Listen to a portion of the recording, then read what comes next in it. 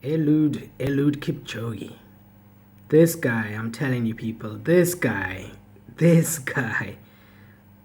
Come on, my brother.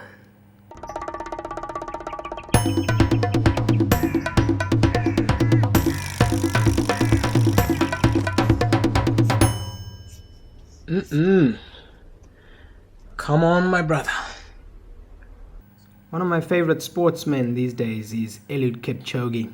Is the guy wearing the blue vest in the middle with his pacemakers, his fellow countrymen. You know, when you run and train with your fellow countrymen, how can you not leave the world's best behind? But Eliud is in a class of his own. He's got a track background, and he's won races in the past on the track. I just want to make a race prediction, that in 2016, Eliud Kipchoge is going to be the guy to set a new marathon world record. What's the world record at the moment? 2 hours, 2 minutes and 57 seconds. Yes, I think he's going to do that. Look at that comfortable face he has. Guy in the blue vest. To his left is Jeffrey Mutai. And then he's got his fellow countrymen around him. Comfortable face, man. Poker face. So, yep, I think in 2016, definitely he's going to do it. I don't think he'll do it at the London Marathon. I think he'll do it in Berlin again, because we're looking at the Berlin race from last year, 2015, September, where his insoles started to slip out during the race. And he just kept his composure, kept a straight face, didn't start to look all over the place, didn't start to throw his toys out of the cart. He just kept moving, and he ran a really, really fast time, a time that would have been considered a world record, say, 5 years ago. So here we see him mainly surrounded by Kenyans. You got Emmanuel Mutai, Jeffrey Mutai there, and then the pacemakers, who he no doubt trains with, a guy from Eritrea, a guy from Ethiopia in there.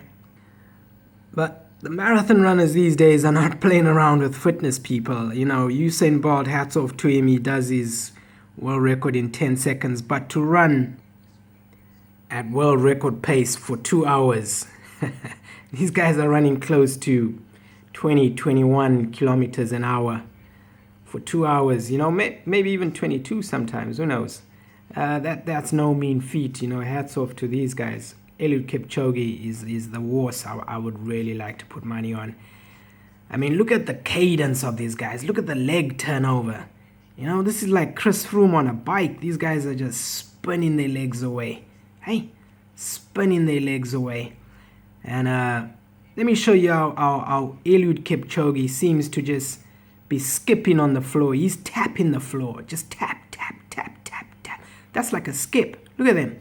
They're skipping. Imagine they're standing on one spot, skipping away with a rope around them.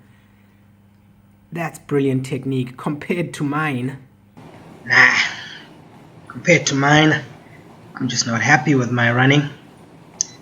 I guess I should be happy. I mean, okay, I'm a little bit chunky. I'm a chunky little guy. 166. I do a lot more heavier weights than the Kenyans, that's for sure. Deadlifting, squatting. So love the weights, and I'm 46 years old. 1 meter 66 in height, and I'm around 73, 74 kg compared to these guys coming in at 57 kg. Yeah, I'm running at 8.1 miles per hour for the hour. That was my goal today on the vegan lifestyle. I'm aiming to get faster.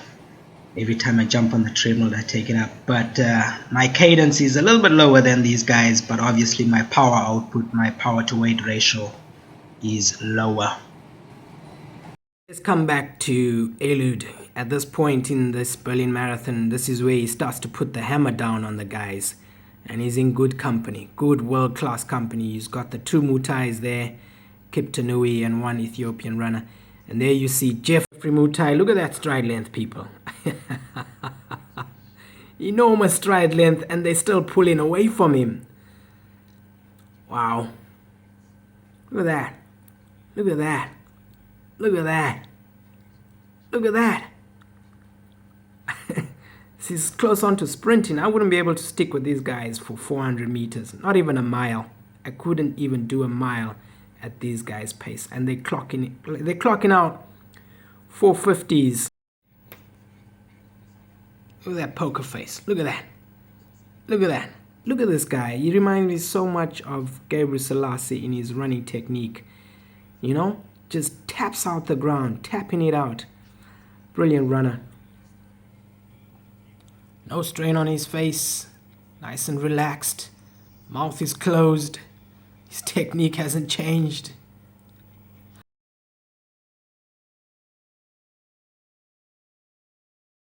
Now have a look at this. When Eliud pulls away from the guys, it's a slow motion of him pulling away. He gives a little smile and then he's gone. And I seen him do it in the London Marathon as well when he beat Wilson Kipchoge as well. Gave a little smile to the camera crew that's following him in front in the leading car, and then he's gone, as if to say to his coach, right, it's time to go. And not a wince of pain. Nothing. Stays focused. Now check out Eliud's side technique. Looking at him from the side, he's just perfectly balanced. He's just rolling away. They all have lovely techniques, and I guess it's that extra little bit of effort and who can stand the most pain on the day that pulls those inches away from your opponent.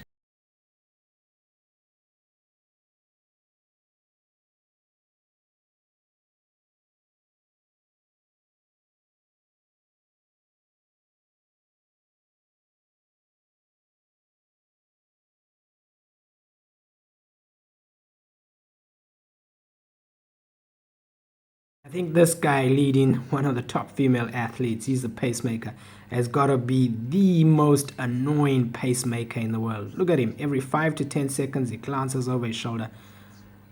Here's a shot of Eliud Kipchoge from the front.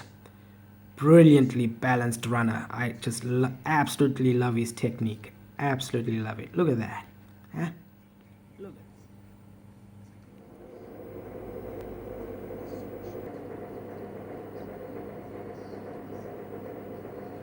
Yep, souls are coming out.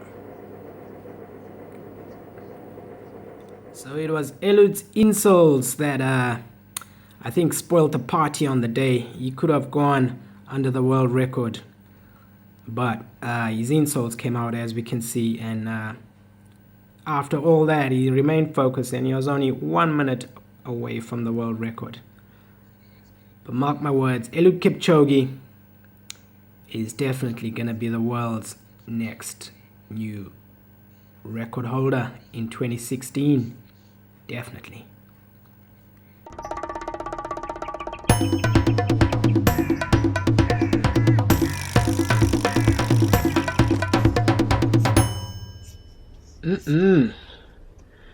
Come on, my brother.